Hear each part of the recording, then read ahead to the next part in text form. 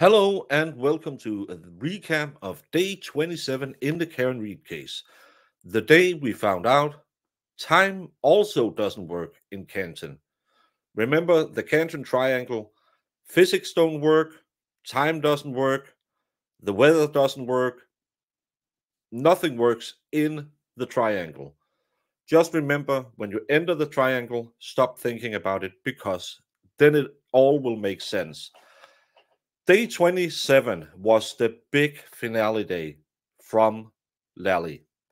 All the hard evidence, all the medical data was to be put in, shown to the jury. Now we should know when, how, and why she did it. He was planning on ending the day as a smart lawyer would, with all the blood and gore, showing you all the autopsy photos to show the deceased body. Good strategy, Lally. Only problem, because you live in the triangle, you don't understand time. So Bev cut him off before he could put in all the pictures. So we will start day 28 watching the autopsy photos. A little warning, they might not be too pleasant to see. It's not the worst accident we have seen ever. But still, keep that in mind if you are a little squeamish. Come back a bit later. But Lally made more problems again for himself. He brought on, I'm going to do this reverse because the most important part, in my opinion, is his misunderstanding of time. He ended the day with Scory Bellow, the medical examiner, who inspected John's body, who wouldn't give you a manner of death.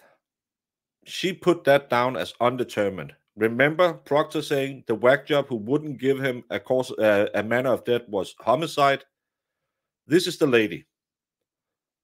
And she claims John O'Keefe had blunt force trauma to the back of his head. Blunt force trauma to his arm is what made the scratches. She didn't really get into how, if any way that's possible. And then he had force applied to his face. How is force applied to your face when you hit the ground with your neck? Remember, you're hit on the arm by a car, sent flying, spinning, landing on the lawn, hitting your head. That's how you get the skull fractures. But what did the evidence show? We had Dr. Stonebridge, who is an expert in this area, testifying that he had a massive bleeding in the brain on the left side around the temple. Do you know what most people who fight do when they get into a fight? You'll normally jab a bit with your left hand, and a lot of people swings a hook because that's a really powerful short punch. If you're a right-handed guy and you punch someone else with a hook in the face, you would probably get them here or here. If you're right-handed, your punch would hit the left side of the face. Probably around the temple area where your skull isn't as strong as it is in the back. Could cause a bleeding. I don't say it does. I just say if you have a big X-sized bleeding underneath the skin in the same area, go watch any boxing match where people get punched in the face a little bit too much. They get these swellings because they are punched. Lally, why are you showing this? You couldn't even get her to say it was a homicide. You couldn't even get her to say this is consistent with being struck by a car flying through the air. She couldn't tell us how the force was applied other than it was blunt force trauma.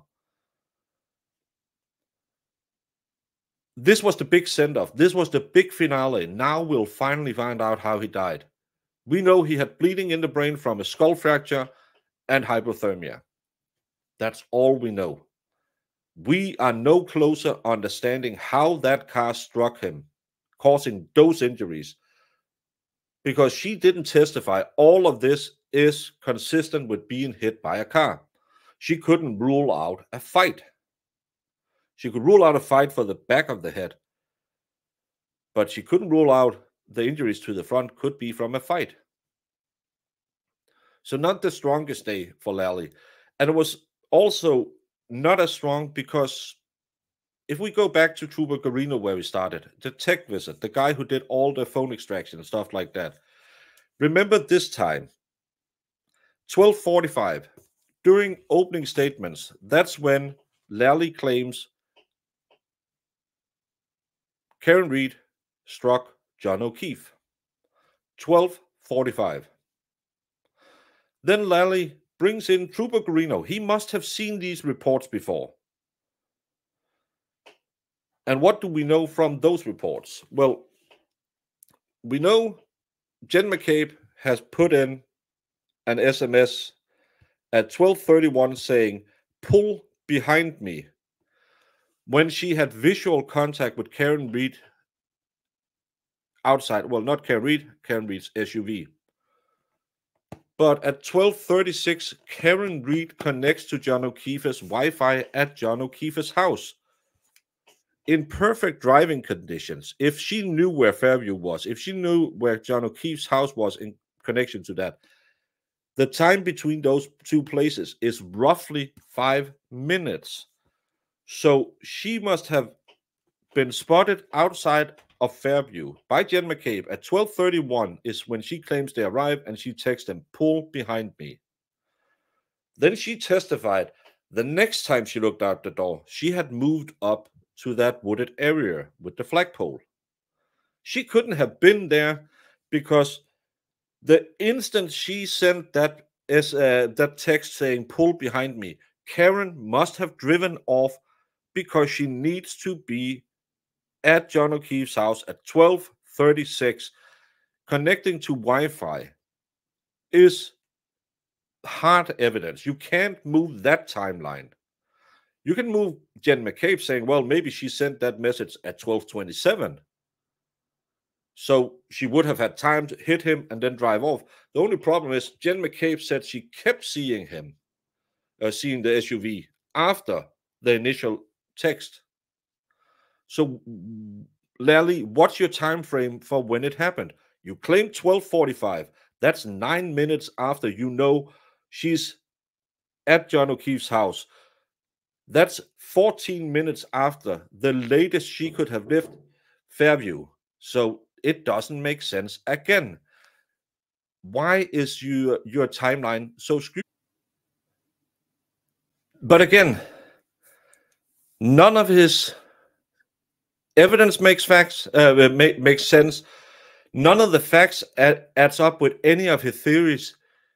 And these are the last witnesses he's going to bring. He will probably most likely end before lunch today. And then the defense is going to bring their experts in. At this point, he should have swung the needle so far to clear guilt that the defense would have to fight to get it back to a probable.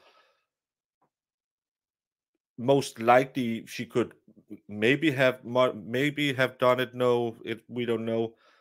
At this point, no one who's honest can find her guilty beyond a reasonable doubt. The medical facts doesn't add up. The timeline doesn't add up. And all his witnesses are shifty. I'm not saying it must have been Colin Albert in the conservatory with the leaden pipe. I'm just saying, according to the facts presented by the Commonwealth, Lally's theories doesn't match. And if even the lead prosecutor in this case can't make his own timeline stick, how can you find her guilty?